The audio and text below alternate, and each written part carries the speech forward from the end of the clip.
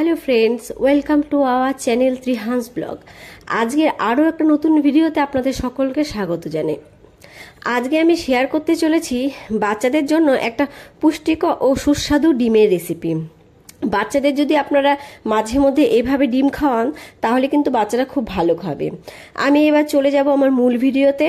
এখানে আমি অর্ধেক টমেটো নিয়ে নিয়েছি আর টমেটোটাকে ভালো করে ধুয়ে বীজ ছাড়িয়ে নিয়েছি। এবারে আমি টমেটোটাকে ভালো করে কেটে নেব আর টমেটোর খোসাগুলোকে আমি ছাড়িয়ে নেব, কারণ টমেটোর খোসা কিন্তু সেদ্ধ করলে সেদ্ধ হয় না আর বাচ্চাদের গলায় আটকে যাওয়ার সম্ভাবনা থাকে। তো এবারে আমি খোসা ছাড়িয়ে নিয়েছি, নিয়ে আমি একটু পেঁয়াজ নিয়ে নিলাম।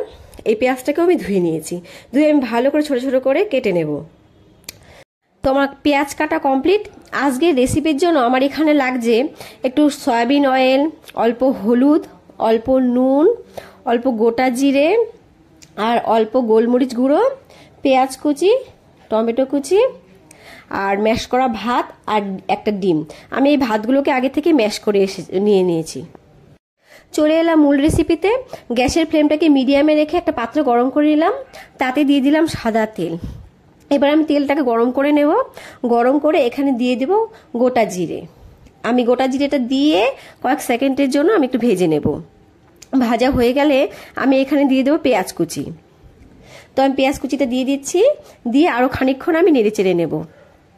পেঁয়াজ কুচিটা নেড়ে চেড়ে নিয়ে আমি এখানে দিয়ে দেবো টমেটো কুচি আর অল্পটুকু নুন। আর আপনারা চাইলে কিন্তু নুনটা স্কিপ করে যেতে পারেন। তো আমি এবারে টমেটো কুচিটা দিয়ে দিচ্ছি, দিয়ে আমি একটু ভেজে নেব। আর বাচ্চার বয়স যদি 10 মাসের কম হয় তাহলে আপনারা কিন্তু এখানে পেঁয়াজটা না দিয়ে শুধুমাত্র জিরে আর টমেটোটা ব্যবহার করবেন। নুন দিয়ে আমি এইভাবেই কিছুক্ষণ নেড়ে চেড়ে একটু ভেজে নেব। ভাজা হয়ে গেলে আমি এখানে দিয়ে দেবো পরিমাণ মতো খাবারের জল। টমেটো কিন্তু বাচ্চাদের জন্য খুবই উপকারী আর টমেটোতে রয়েছে প্রচুর পুষ্টিগুণ। টমেটোতে রয়েছে ভিটামিন এ, যা বাচ্চাদের চোখ ভালো রাখতে সাহায্য করে। এছাড়া রয়েছে অ্যান্টিঅক্সিডেন্ট, যা শিশুর রোগ প্রতিরোধ ক্ষমতা গড়ে তোলে। এছাড়া রয়েছে ভিটামিন কে, যা বাচ্চাদের হাড় শক্তিশালী করতে সাহায্য করে। এছাড়া রয়েছে ভিটামিন সি। তো আমি এখানে জলটা দিয়ে নিলাম। জল দিয়ে আমি জলটাকে খানিকক্ষণের জন্য ফুটিয়ে নেব। জলটা ফোটানো হয়ে গেলেই আমি এখানে অ্যাড করে দেব ডিম। আর আপনারা চাইলে কিন্তু এখানে কিন্তু একটা আলুও ব্যবহার করতে পারেন। তো আমি এবারে ডিমটা দিয়ে নিচ্ছি। আমি ডিমটা দেব আর এইভাবে ঘন ঘন নেড়ে নেব, কারণ না হলে ডিম জমাট বেঁধে যাবে। আর এখানে আমি পোলট্রির ডিম ব্যবহার করেছি, আপনারা চাইলে দেশি মুরগির ডিম ব্যবহার করতে পারেন, তাহলে খাবারটা আরও পুষ্টিগুণে ভরপুর হয়ে যাবে। এবারে দিয়ে ভালো করে আমি এইভাবে নেড়ে চেড়ে মিশিয়ে নেব। মেশানো হয়ে গেলে আমি এখানে দিয়ে নেব গোলমরিচের গুঁড়ো আর হলুদ। তো গোলমরিচের গুঁড়োটা আমি দিয়ে দিচ্ছি। আপনারা চাইলে গোলমরিচের গুঁড়োটা স্কিপ করে যাবেন। এবারে আমি ভালো করে নাড়িয়ে চাড়িয়ে মিশিয়ে নেব। মিশিয়ে আমি একটু ফুটিয়ে নেব। এরপরে আমি একটা ঢাকনা দিয়ে ঢেকে ডিম আর টমেটোকে সেদ্ধ করে নেব। তো ঢাকনাটা আমি দিয়ে দিলাম। আর ডিম আর টমেটো কিন্তু সেদ্ধ হতে খুব একটা টাইম লাগবে না, 10 মিনিটের মতো ফোটালেই কিন্তু সেদ্ধ হয়ে যাবে। আপনারা কিন্তু বাচ্চাদের এইভাবেও মাঝে মধ্যে সেদ্ধ করে ডিম খাওয়াতে পারেন। তো এখানে আমার সেদ্ধ হয়ে গেছে। এবারে আমি একটা ডাল ঘুটনি দিয়ে ভালো করে ম্যাশ করে নেব।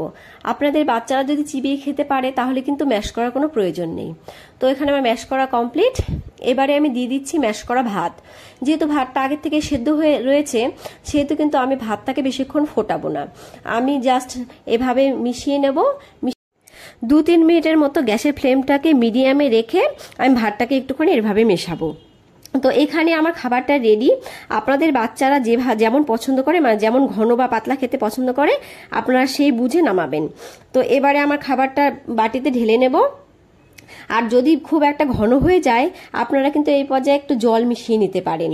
তো আমি এখানে বাটিটা নিয়ে নিয়েছি। এবারে আমি খাবারটা ঢেলে নিচ্ছি। ঠান্ডা হওয়াতে দেখুন খাবারটা কতটা ঘন হয়ে গেছে। আর আপনাদের বাচ্চারা যদি ব্লেন্ডারের খাবার খেতে অভ্যস্ত থাকে তাহলে এই পর্যায়ে কিন্তু আপনারা ব্লেন্ড করে নিতে পারেন।